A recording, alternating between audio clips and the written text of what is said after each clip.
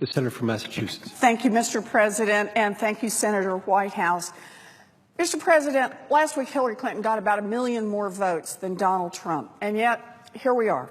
Donald Trump won the presidency, and across the nation, everyone is wondering what happens next. It is barely a week, but we have already seen disgusting ideas emerge from Trump Tower. Put a white supremacist in the White House, float a plan to register all Muslim Americans, draw up plans to round up millions of human beings and rip families apart across this nation. It is sickening, and we will fight back.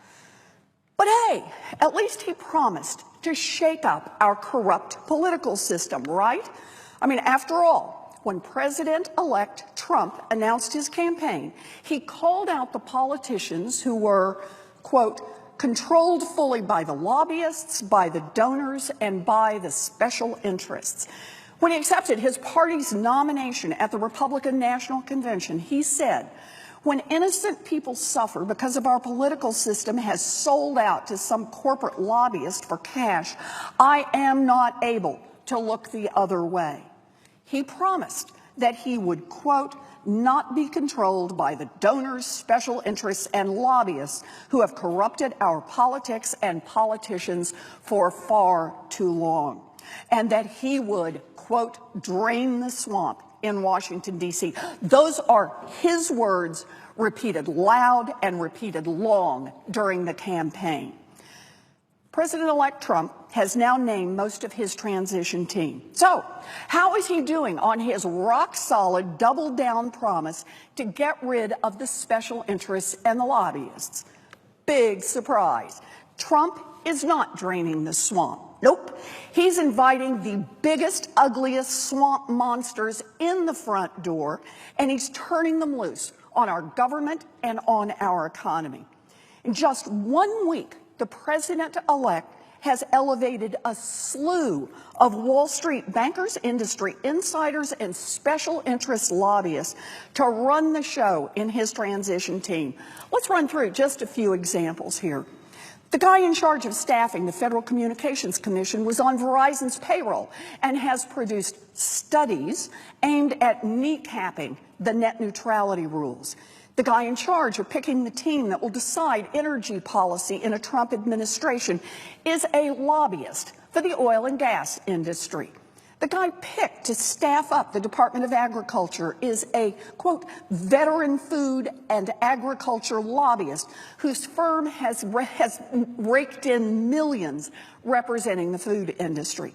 The guy leading the transition for the Environmental Protection Agency has been paid by the oil industry and denies that climate change is real. The guy heading up the transition team for the Social Security Administration is, you guessed it, a former lobbyist who spent much of his career working to cut and privatize the Social Security system.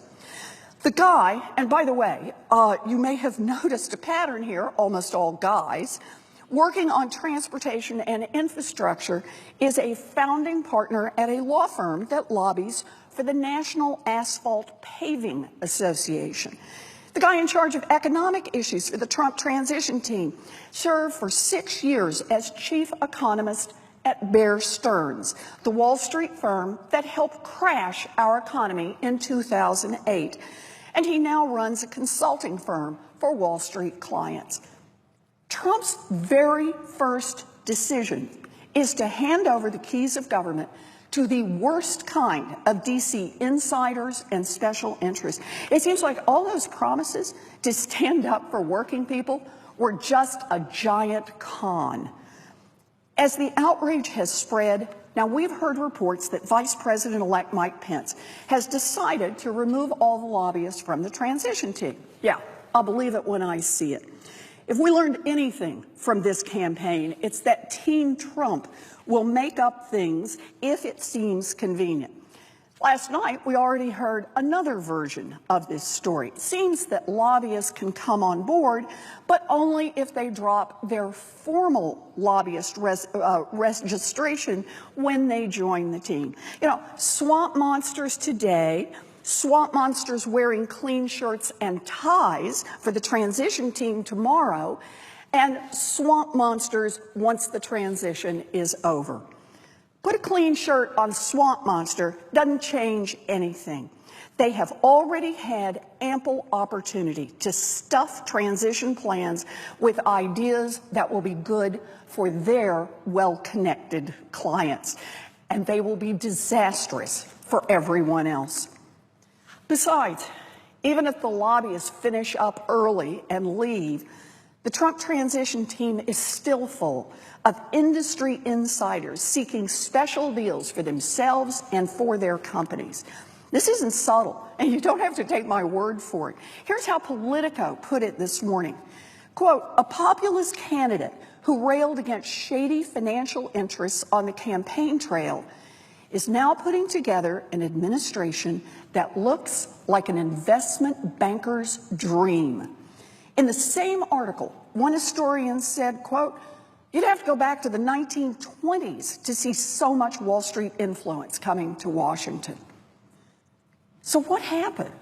How come the guy who spent the election tweeting, I'm not controlled by lobbyists or special interests, is stuffing his transition team full of lobbyists and special interests? Well, when you ask the president-elect about his flip-flop, he says he needs lobbyists on his team because, quote, they know the system. He said, quote, everybody's a lobbyist in D.C. That is literally the opposite of what he said during the campaign. And it is also not true. Many Americans, both inside and outside Washington, have plenty of expertise to serve the American public without being bought and paid for by special interests. You know, Americans are angry about a federal government that works for the rich and powerful and that leaves everyone else in the dirt. Donald Trump knows that. He talked a good game during the campaign, and he promised to end corruption. He promised to drain the swamp. And after 1 week, we've seen what Donald Trump's promise means. Nothing. His word, his promise to the American people is worth nothing. Well, Mr. President-elect, let me be clear. I am ready to fight on behalf of the millions of Americans you have lied to. That includes the millions who voted for you and the millions who didn't. Thank you, Mr. President. I suggest the absence of a quorum. The clerk will call the roll.